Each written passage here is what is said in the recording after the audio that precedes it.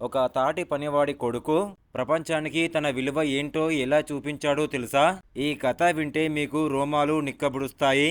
మిత్రులారా, ఈరోజు మనం మాట్లాడుకోబోతున్న సినిమా 'కార్పెంటర్ సన్' గురించి. సాధారణ కథ, కానీ భావోద్వేగాలు మాత్రం హృదయాన్ని తాకుతాయి. ప్రతి ఒక్కరికి దగ్గరయ్యే సినిమా ఇది. ఈ సినిమాలో నాయకుడు ఒక సాధారణ తాటి పనివాడి కొడుకు.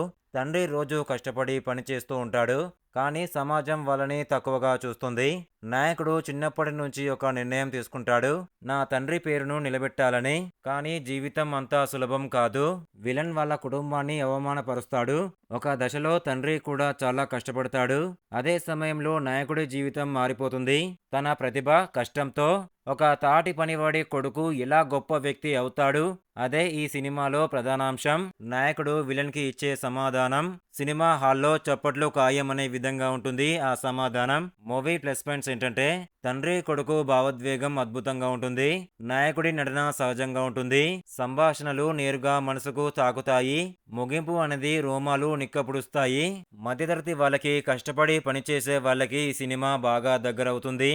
పని చిన్నది కాదు అనే సందేశం బాగా ఇస్తుంది. ఓవరాల్ గా మూవీ గురించి చెప్పాలంటే భావోద్వేగం ప్లస్ ఉత్సాహం ప్లస్ ప్రేరణ కలిసిన మంచి సినిమా ఇది. ఇలాంటి బెస్ట్ మూవీ రివ్యూస్ కావాలనుకుంటే మన ఇన్స్టాగ్రామ్, టెలిగ్రామ్, వాట్సాప్ గ్రూప్ లో జాయిన్ అవ్వండి. బెస్ట్ మూవీస్ వస్తాయి. డిస్క్రిప్షన్ లో లింక్ ఇచ్చాను, జాయిన్ అవ్వండి. Thank you.